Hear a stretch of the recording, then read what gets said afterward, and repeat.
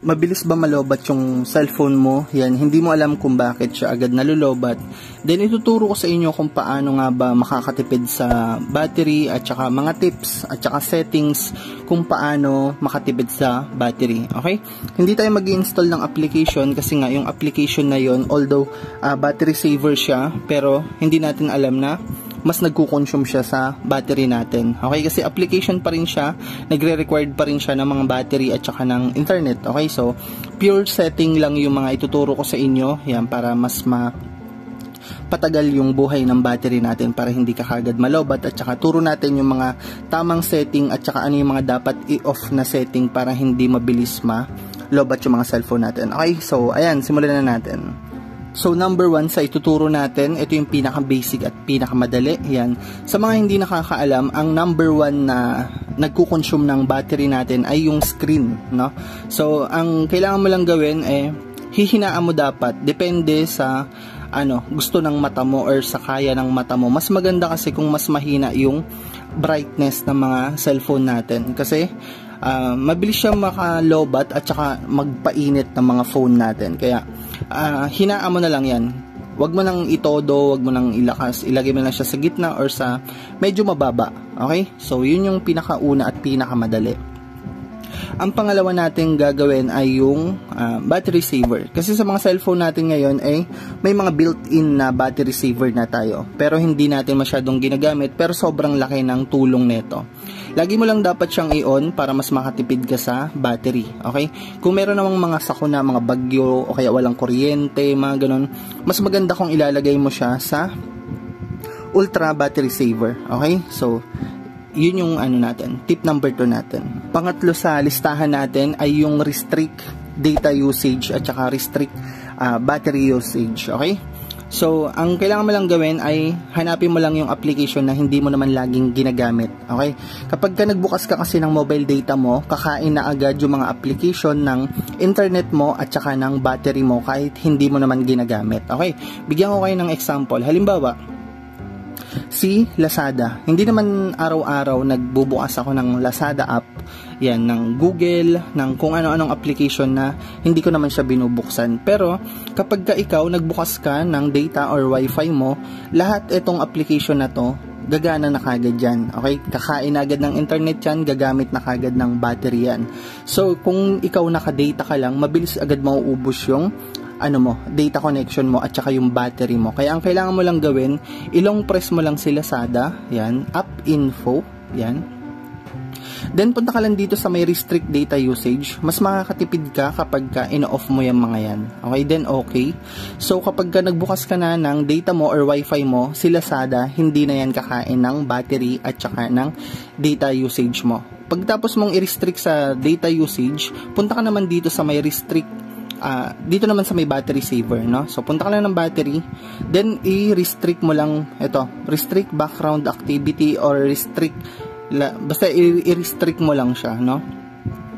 So, yung restrict na yan, hindi nahahayaan ng cellphone mo na kumain ng battery yung Lazada app mo. Kasi nga, once na nagbukas ka ng internet mo, gagana kagad si Lazada, kakain agad ng data or ng internet, kakain na kagad siya ng battery. Ganon din yung gagawin mo sa ibang application na hindi mo na ginagamit. Hindi mo madalas ginagamit yan.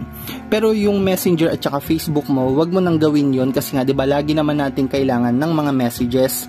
So, napaka-importante niyan. Kaya wag mong i-restrict yung Messenger at saka yung Facebook mo, yung mga yung mga ginagamit mo para sa message, pantrabaho, mga ganon. Okay? So, yung mga hindi mo lang ginagamit, halimbawa, ito, si Google Chrome. So, ilong press mo lang yan, app info. I-restrict mo yung yung data usage. Yan. Tanggalin mo lang yan, then okay. Then, dito naman sa may battery saver, ilagay mo lang siya sa may restrict background activity.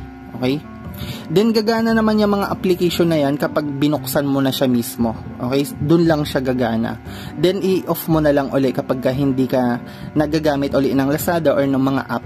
Okay? So, ganun lang siya kadali. Ang isusunod naman natin ngayon ay si Google. Okay? So, punta tayo kay Google. Yan, Google Assistant ang tawag sa kanya. So, si Google Assistant ay, para siyang Hey Siri, yung ganun. So, ang kailangan mo lang gawin, punta ka lang ng profile mo, then setting, yan.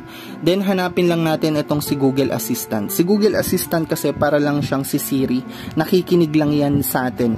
Kahit hindi mo siya ginagamit, gumagana pa rin siya.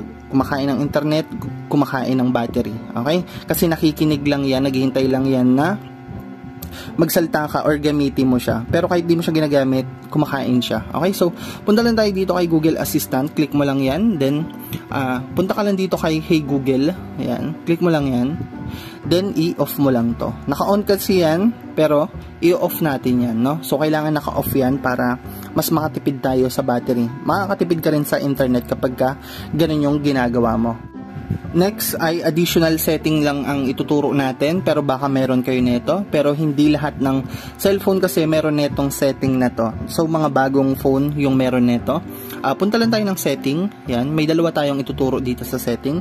So pag nandito ka na sa may setting, hanapin lang natin yung display. Pag nandito ka sa may display, scroll mo lang, then hanapin mo tong refresh rate, no? So yung mga bagong phone meron nito. Yan, meron tayong 90 Hz refresh rate at saka 60 Hz refresh rate, no? So dito sa may 90 Hz refresh rate, so nakasulat dito na high refresh rate adds more clarity to detail. So mas maganda yung detalye, mas smooth.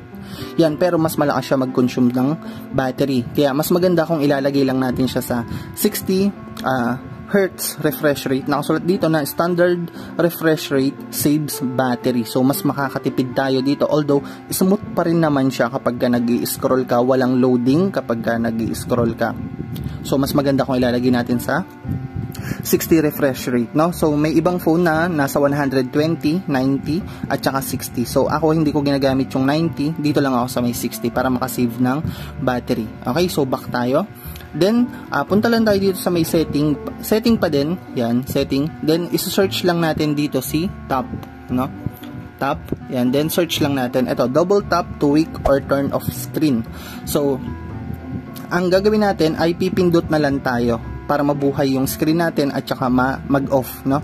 So, hindi tayo makakapag, hindi tayo magbababad sa brightness, no? Kapag ginamit mo tong si double tap to wake or turn off, no? So pipindot ka lang. Ang maganda pa rito, hindi pa malalaspag yung on off button mo. So example, yan, i-off lang natin yung camera, yung cellphone.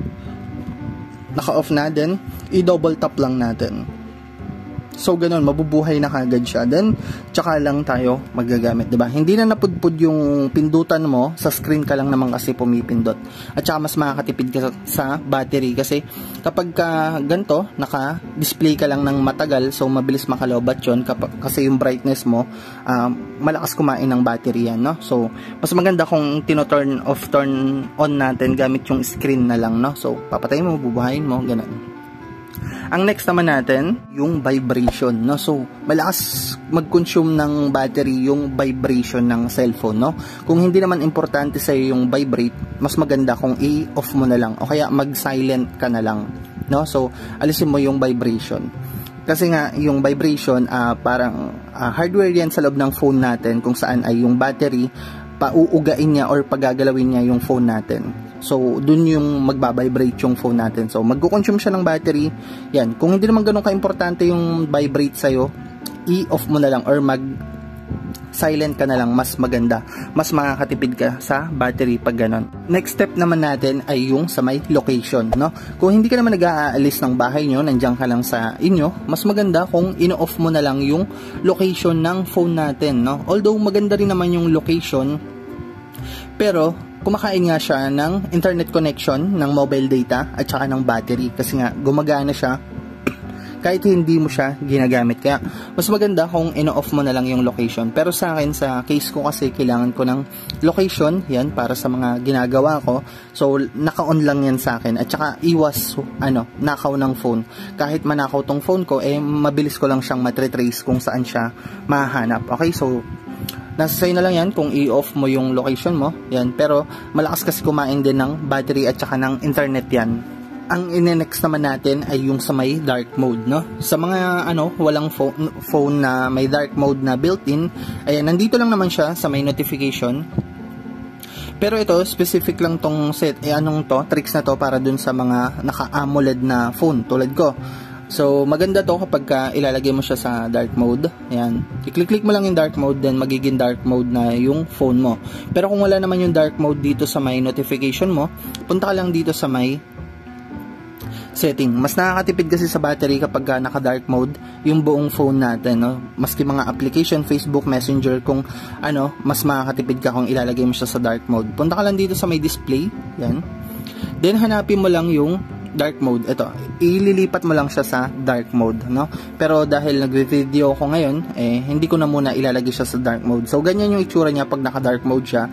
Then, lagay lang natin sa light mode muna, no? So, ang last tips natin ngayon para makatipid ka ng battery ay yung sa notification. Isa si notification sa pinakamalakas na mag-consume ng mga battery natin, okay? So, ang gagawin mo lang, i-off mo lang yung mga notification ng mga application mo na hindi naman priority. Okay? Halimbawa, ito, si Google Chrome. Si Google Chrome, sobrang dami niya maglabas ng notification sa totoo lang, no? So, makikita mo yan dito, tad-tad yan ng notification, si Google Chrome at saka si Google. Okay? So, ang kailangan mo lang gawin ay ilong press mo lang tong si Google Chrome. Then, app info. Yan. Then, hanapin mo lang yung itong notification. So, i-off mo lang yan para hindi ka makatanggap ng notification galing sa application na yan, no? So, hindi naman kasi siya priority, hindi mo naman inaabangan yung mga notification na lalabas sa Google Chrome. Same goes dito sa Google, no? So, ganun lang din gagawin mo, app info, yan, notification, then i-off mo lang yan. Sa Mobile Legend, ganun lang din. Sa Share It, yan. Si Share It, isa rin yan sa malakas maglabas ng mga notification, no? So, nagko-consume ng battery, ng data, no? So, lagi naglalabas yan dito ng mga fake news niya na kung ano-ano. Mas maganda kung tanggalin na rin natin yung notification sa kanya. So, long press lang siya, then hanapin lang yung notification, then i-off mo lang siya. Okay, ganun lang yung dapat mong gawin sa cellphone mo kapag gusto mo makatipid ng battery. Hindi na tayo mag-install ng mga application na mga battery saver kasi nga nagko-consume lang siya ng mga battery lang din ng phone natin. Okay, so mas mabilis makalobat kapag gumagamit tayo ng mga apps na battery saver. Okay, so ayun lang. I think sana may naitulong ako sa inyo, sana nagets nyo, sana may naintindihan kayo, then may natutunan kayo. So, kapag nagustuhan nyo, huwag nyo kalimutan mag-like and follow dito sa my page, then mag-comment lang kayo kapag may mga tanong pa kayo. So, ayun lang. God bless.